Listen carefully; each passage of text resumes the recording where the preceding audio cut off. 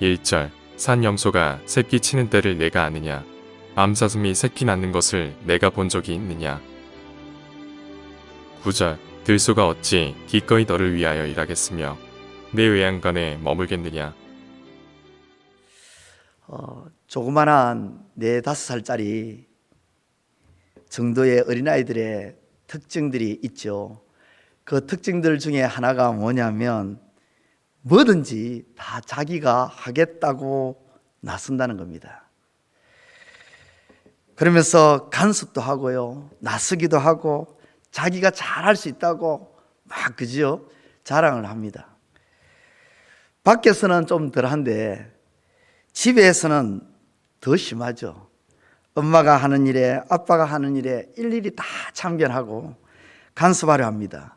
엄마가 요리를 하면 나도 한번 해볼래, 그죠? 설거지를 하는 것도 간섭하고 청소하는 것도 자기가 그 무거운 청소기, 자기보다 훨씬 큰 청소기를 밀어보겠다고, 심지어 다름질을 하는 것도 아버지가 벽에 못 박는 일까지도 다 자기가 하려고 간섭하려고 합니다. 부모가 대할 때도 절대로 가만히 있지 않죠. 끼어들죠. 일일이 다 참견합니다. 자기가 다 아는 것처럼 다 행세하고 말도 합니다. 하지 말라고 그래도 어떻게 합니까? 어린아이들 끝까지 합니다. 우리가 하나님에 대해서 하는 일이 이와 같습니다. 잘 모르면서 하나님이 하시는 모든 일을 잘 알지도 못하면서 하나님이 하시는 일을 돕는다고 합니다. 그러면서 하나님 하시는 일에 이런저런 참견하는 것이 우리들이 하는 일입니다. 하나님께서 우리 인생을 도와주시고자 하시는데 오히려요, 그럼에도 불구하고 혼자 할 수 있다고 그 손을 떨쳐버립니다. 이 손 잡지 말아달라고 오히려 소리치면서 혼자 할 수 있다고 뛰쳐나가는 것이 우리의 모습들입니다. 홀로서기라는 명분으로 혼자 충분히 할 수 있다고 생각하고 살아가는 것이 오늘 저와 여러분들의 삶이에요. 한번 살아보지도 않은 인생인데도 불구하고 우리 전에 있었던 분들도 그렇고 지금 현재 살아가는 저와 여러분들도 마찬가지고 앞으로 다가오는 세대들도 마찬가지고 한 번도 살아보지 않은 인생들을 다 살아갑니다. 그럼에도 불구하고 충분히 잘 살아갈 수 있다고 그렇게 말하죠. 그러면서 살아가지만 그 삶이 어떻습니까? 엉망이죠. 평생을 살아도 책을 천 권도 읽지 못하면서도 이 세상의 지식을 다 아는 것처럼 여기고 행동하는 그런 사람들, 그 사람들이 바로 누구냐? 저와 여러분들이에요. 시간의 한계 가운데 매여 살면서도 영원하신 하나님의 인도하심과 하나님의 지혜와 하나님의 섭리를 인정하지 않는 것이 우리의 어리석은 모습이고 완악한 모습이라는 것입니다. 우리는 공간의 한계에 갇혀 살면서도 무소부지하신 하나님의 그 놀라운 능력을 기억하지 못하고 이곳에 살면서도 저곳의 모습을 알지도 못하면서 모든 것을 다 안다고 여기며 행시하는 것이 오늘 우리의 연약한 모습, 완악한 모습이라는 것이죠. 그러면서 하나님의 진리에 걸리지 아니하면 내가 온전하다고 일찍 단정하고 때에 따라서는 하나님은 계시지 않는 것이라고 판단하는 것이 오늘 이 시대를 살아가는 우리의 연약함, 어리석은 모습이라는 것입니다. 많은 사람들이 이렇게 살아갑니다. 예외가 없는 것 같아요. 오늘 읽고 있는 이 본문에 나타나는 욥과 욥의 친구들도 역시 그런 연약함과 어리석음과 그런 오류에 빠져 있었습니다. 욥과 그의 친구들이 나누는 대화를 듣고 계셨던 하나님 드디어 개입하셨죠. 그러면서 너희들이 나에 대해서 안다고 많은 말을 내뱉었는데 과연 정말 알고 있기는 한 것이냐? 나에 대해서 제대로 잘 알고 있는 것이냐? 어줍잖게 하는 것이 아니라 정말 나에 대해서 제대로 알고 있는 것이냐? 너희들이 알고 있는 지식이 참 지식이냐? 하나님은 그렇게 질문하셨습니다. 폭풍 같은 질문을 쏟아내시면서 그렇게 욥과 욥의 친구들에게 하나님께서 말씀하시는 것이죠. 그리고 하나님은 창조 세계에 대해서 물어보셨습니다. 창조할 때 너희들이 어디에 있었느냐? 내가 땅에 기초를 놓을 때에 과연 언제 너희들이 무엇을 하고 있었느냐? 하나님은 질문하셨습니다. 그리고 세상의 많은 자연과학적인 지식들을 가지고 물어보셨습니다. 우박 창고를 아느냐? 물이 어디서부터 기인한 것임을 알고 있느냐? 등등의 수많은 질문 가운데 욥의 친구들한테 말씀하신 건 아니지만요, 들었다고 하면 그 누구도 대답할 수 없었습니다. 욥도요, 한마디도 할 수가 없었습니다. 그는 하나님이 창조할 때에 세상에 존재하지도 않았고 하나님이 온 세상을 창조하신 그 창조의 비밀을 아는 것이 하나도 없었습니다. 그렇기 때문에 대답을 할 수가 없는 것이죠. 계속해서 하나님은 욥에 대해서 질문하고 계십니다. 세상에 존재하는 수많은 동물들을 예로 들면서요, 이 동물들이 언제 새끼를 낳는지, 이 동물들이 왜 저런 행동을 하는지 너는 알고 있느냐? 그러면서 하나님이 질문을 쏟아내십니다. 오늘 말씀 7절과 8절 제가 읽도록 하겠습니다. 들나귀는 성읍에서 찌꺼리는 소리를 비웃나니 낙이 치는 사람이 지르는 소리는 그것에게 들리지 아니하며 초장 언덕으로 두루다니며 여러 가지 푸른 풀을 찾느니라. 길들일 수 없는 짐승인 들나귀가 성읍에서 소리 지르는 사람들의 목소리에 귀를 기울일까요? 아닙니다. 기울이지 않는다고 하나님 말씀합니다. 즉 사람들이 아무리 소리를 지르도, 사람들이 아무리 애를 써도 들나귀를 길들일 수 없다는 것입니다. 또한 사람들은 들나귀를 길들일 수 없을 뿐 아니라 들나귀들은 초장으로 두루다니면서 사람들이 먹이를 주지 않아도 자기들이 알아서 자유롭게 먹이를 찾아다니면서 먹고 있더라는 것입니다. 그런 들나귀를 너희는 길들일 수 있느냐라고 하나님이 묻고 있는 것이죠. 그러면서 9절과 10절, 들소가 어찌 기꺼이 너희를 위하여 일하겠으며 내 외양간에 머물겠느냐? 내가 능히 줄로 메어 들소가 이랑을 갈게 하겠느냐? 그것이 어찌 꼴짝에서 너를 따라 쓰레를 끌겠느냐? 들소도 역시 사람들이 길들일 수 없는 짐승, 소입니다. 들소. 어찌 들소가 너를 위해서 밭을 갈겠느냐? 하나님이 질문하십니다. 들소는 사람들이 길들일 수 없습니다. 우리가 길들일 수 없다고 해서 쓸모없는 짐승이라고 생각해서는 안 되겠지요. 하지만 하나님 보시기에 들나귀와 들소는 길들일 수 없지만 하나님께서는 뭐라고 말씀하십니까? 오늘 본문의 말씀을 통해서 창조 세계에 있어서는 반드시 필요한 짐승들이다. 너희가 들나귀나 들소는 길들일 수 없다고 별로 상관치도 않고 필요하지도 않다고 여길지 모르겠지만 내가 만든 이 창조 세계 안에서는 너희가 생각하는 길들일 수 없는 그 짐승마저도 필요한 존재들이다. 그렇기 때문에 사람들이 길들일 수 없다고, 그래서 길들일 수가 없으니까 내가 농사 짓는 일에 내 삶에 쓸모없는 짐승이라고 단정지어서는 안 된다라는 말씀이죠. 세상의 모든 존재하는 것들은 다 하나님의 피조물들입니다. 하나님의 피조물은 적재적소에 필요하기 때문에 하나님이 두셨다고 그렇게 말씀합니다. 너를 위해서 일하지 않는다고 해서, 사람들이 길들일 수 없다고 해서, 너에게 쓸모가 없다고 해서, 너에게 필요성이 느끼지 않는다고 해서, 너의 뜻대로 안 된다고 해서 그들은 필요 없는 존재가 아니라는 말씀입니다. 그걸 지금 자연에 있는 동물들을 예를 들어서 하나님이 설명하고 계시는 겁니다. 하나님이 그 동물들을 예를 들어서 비유를 통해서, 비유라는 말은 히브리어로 마샬이라는 거죠. 이 마샬을 통해서 하나님이 욥에게 하고 싶은 말씀은 이것입니다. 너의 인생에서 주어진 고난에 대해서 말씀하시는 겁니다. 우리 인생에 주어진 이 고난들, 이 고난들 우리에게는 절대로 필요한 것이 아닙니다. 이 고난들 이해할 수 없다고 해서, 내가 길들일 수 없다고 해서, 내 인생의 이 고난들은 그렇게 필요한 것들이 아니라고 해서 필요 없는 것이냐? 하나님이 하시는 말씀이 그렇지 않다, 이렇게 말씀하시는 겁니다. 사람들 중에 어떻게 우리 인생에 갑자기 찾아온 고난을 길들일 수 있는가? 사람들 중에 그런 사람 아무도 없습니다.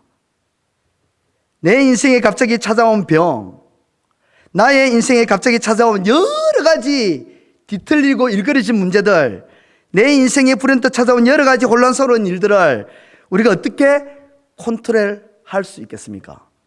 아무도 그것을 할 수가 없습니다. 예측도 못했는데요.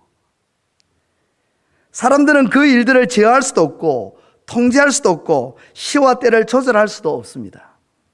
그러나 그것이 과연 내가 통제할 수 없다고 해서 내 인생에 필요 없는 것이냐? 그렇지 않다는 말씀입니다. 누가요? 하나님께서.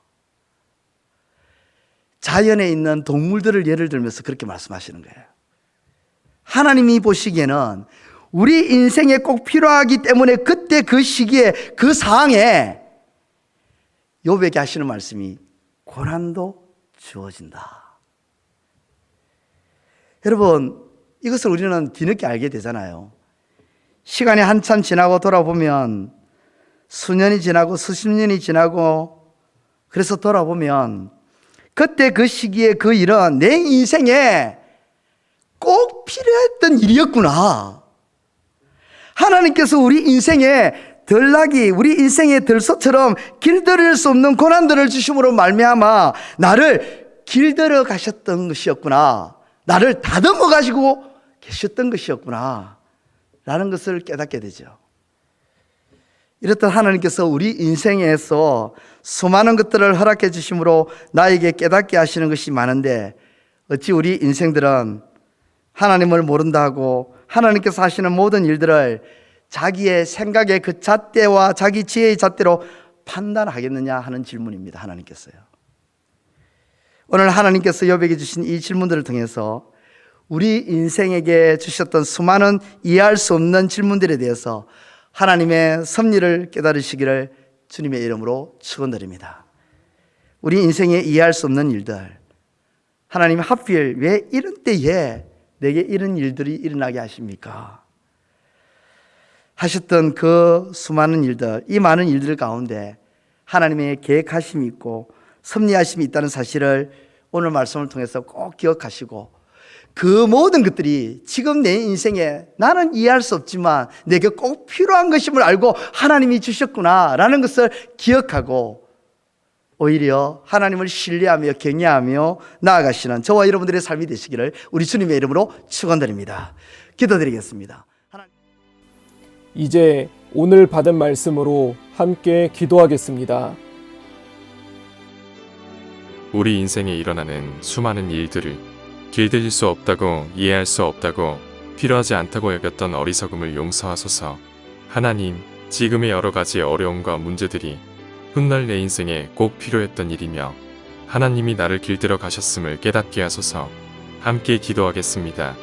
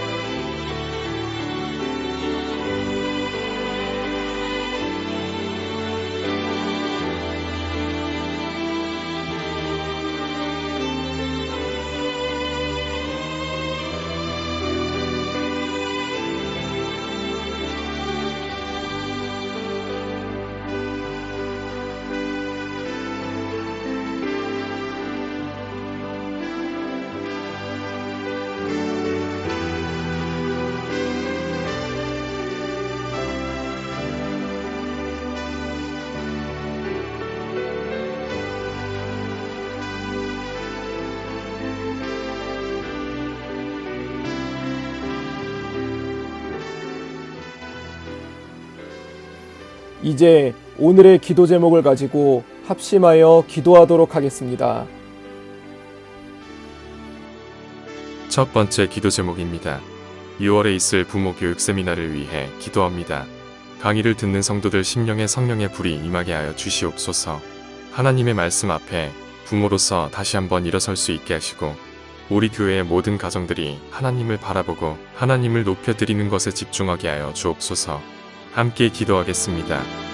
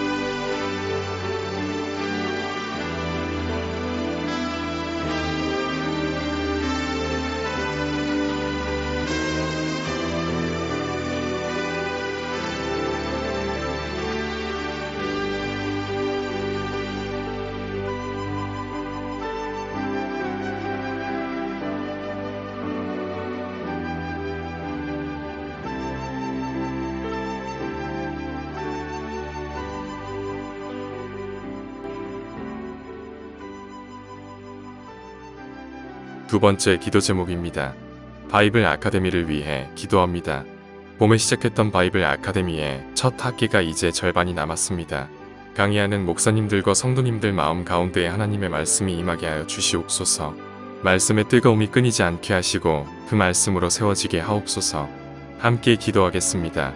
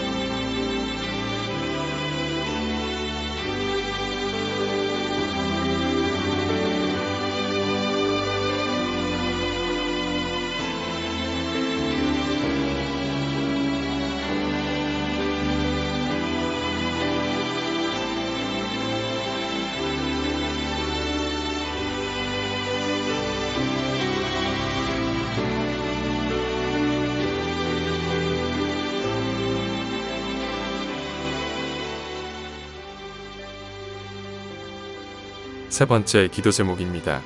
우리 교단을 위해 기도합니다. 재건교회가 잘 세워지게 하여 주시옵소서. 성도로서의 정체성을 잃어버리는 이 시대에 재건교회 모든 성도들이 하나님 나라의 백성으로서 정체성을 잃지 않게 하여 주소서. 함께 기도하겠습니다.